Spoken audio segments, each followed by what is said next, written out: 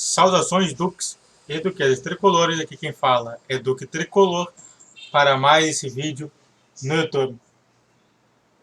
E olha, eu tô falando muito hoje, então só bora.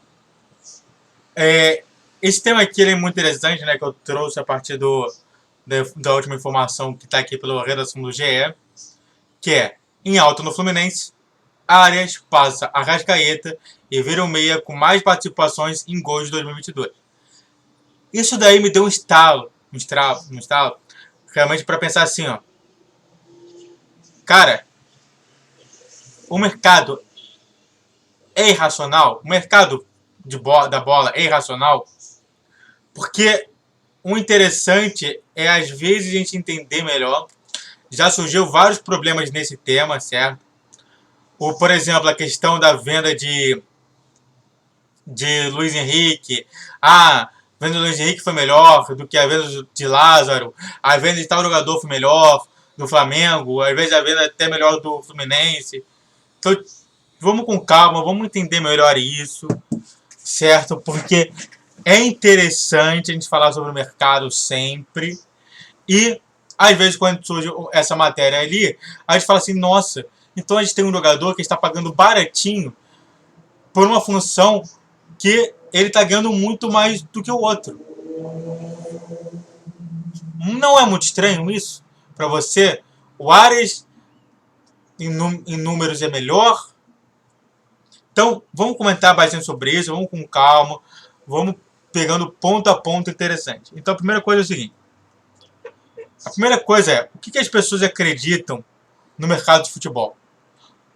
O que eu mais vi, pelo menos nas redes sociais, pegando ali vários torcedores dos 4 grandes times do futebol carioca, Flamengo, Fluminense, Vasco e Botafogo, é muitas vezes as pessoas falarem assim, nossa, mas o meu jogador foi vendido tão barato, e aquele jogador lá que eu achei um pouquinho ruim, é tão caro. Mas por que acontece isso? Aí as pessoas ficam indignadas com o mercado.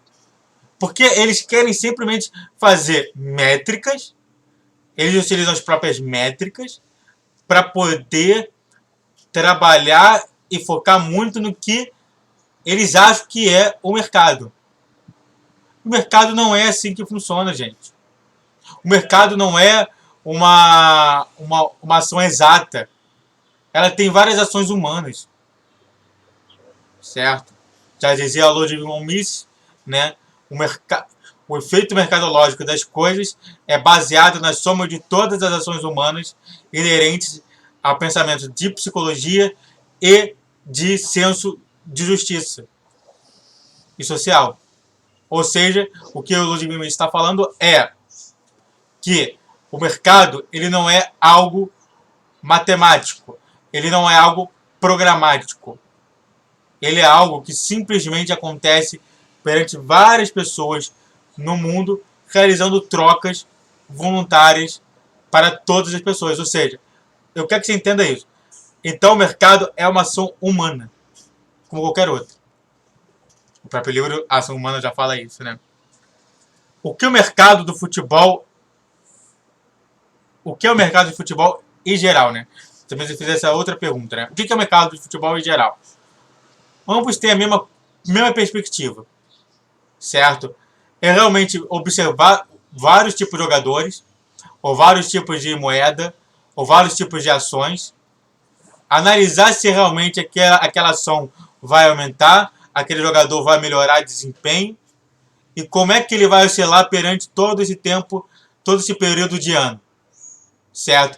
Quando, por exemplo, você quer contratar uma ação, por exemplo, quando você quer realmente pescar justamente a ação de uma Petrobras, a gente vai ter que analisar não somente a Petrobras de agora, mas também dos seus tempos anteriores. Para a gente já balizar isso e falar assim, epa, temos alguma coisa interessante aqui, né? Não sei. E é a mesma coisa o futebol. O jogador às vezes está tão despontando, está tão lá em cima, e aí ele sofre um problema, não precisa necessariamente ser físico, mas sofre um problema, ele cai. Quantas e quantas vezes a gente está vendo isso em vários jogadores que eram super cotados para ser um grande jogador e realmente caiu. Eu sempre gosto de falar do Miccoli, que era o ex-jogador da Roma.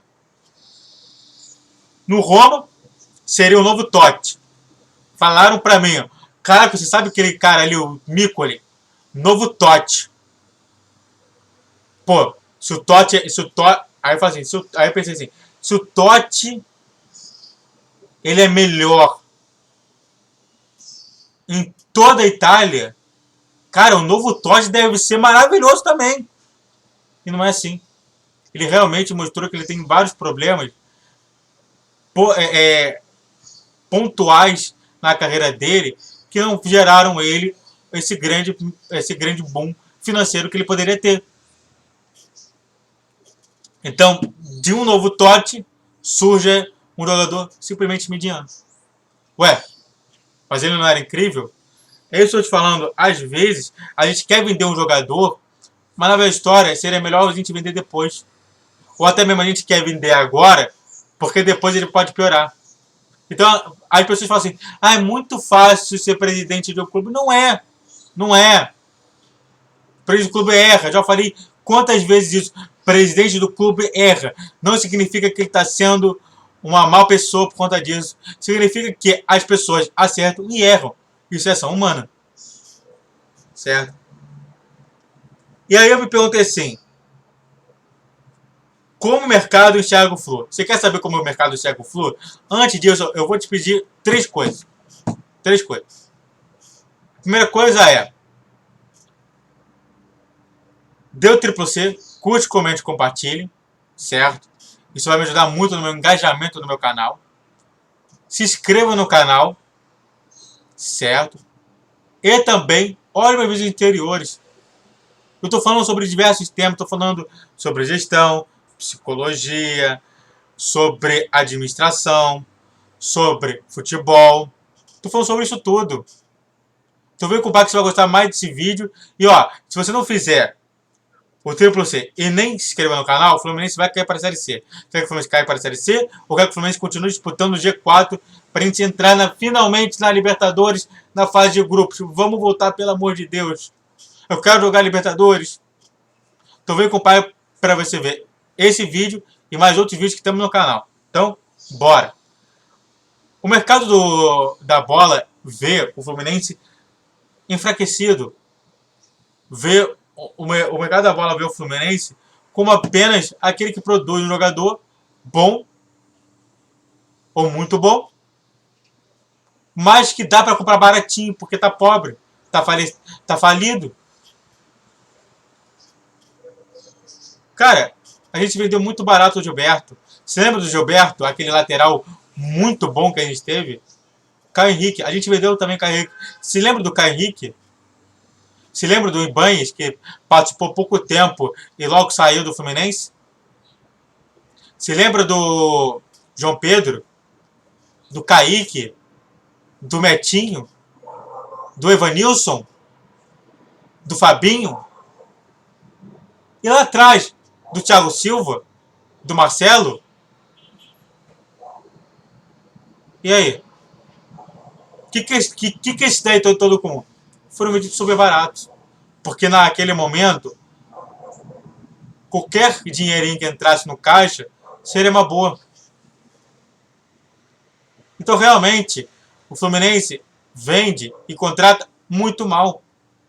Isso foi um dos temas. Gente, isso foi um dos temas da pergunta do Gabriel do Amaral, quando ele conversou com o atual presidente Mário Bittencourt. Ele perguntou lá, presidente, me diz uma coisa, qual que é a sua solução em resolver a seguinte problemática? Nós produzimos bem jogadores, nós temos dívida grande, essa dívida grande faz com que a gente venda jogadores, ainda em formação, e os jogadores eles bombam e não geram quase nada de Fluminense, lucro para o Fluminense, e volta justamente a ter que gerar mais jogador, ou seja, fica justamente fazendo esse ciclo. E ele mostrou todo esse ciclo. E eles continuam vendendo mal. E por que eu cheguei nessa conclusão justamente disso tudo? Foi por conta dessa matéria. Em alta no Fluminense, Arias passa Arrascaeta, ou seja, o Arrascaeta merece muito mais dinheiro do que o Arias, tendo melhor desempenho em números, melhor desempenho técnico, joga em quase todos os jogos, certo? Dribla melhor do que Arrascaeta, passa melhor do que Arrascaeta, chuta melhor do que Arrascaeta. E aí também fala do Pedro. Olha, o Pedro é incrível. Pedro nunca vai chegar na artilharia enquanto tiver Cano no Fluminense. Ou quando tiver Pedro Raul no Goiás. E depois falam que Pedro é especial. O que eu estou te falando é o seguinte: nós temos sim bons jogadores. O problema é que a gente tem que ter uma maneira de sair dessa espiral problemática que é vender mal, produzir bem, vender mal. Produzir bem, vender mal. Produzir bem, vender mal. Eu estou repetindo isso para você entender que a gente produz muito e bem e a gente sempre vende mal. Sabe o que isso dá adianta para o Fluminense? Nada. Nada.